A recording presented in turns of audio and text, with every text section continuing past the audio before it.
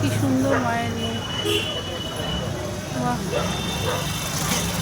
সরস্বতী মা চলে এসছে। দেখো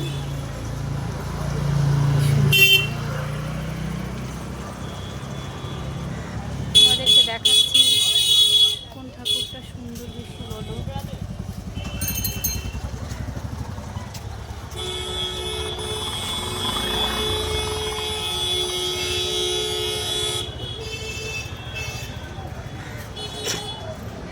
আমাদের এখানে রাস্তায় সবাই ঠাকুর নিয়ে বসে গেছে।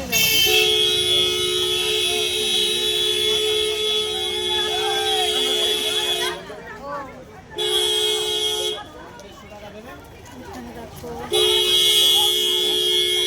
এখানে দেখো ঠাকুর বলছে 20 টাকা 30 টাকা লাভ হবে, বেশি চাইনি দাদা। ঠিক আছে, পরে যাবি বাড়ি।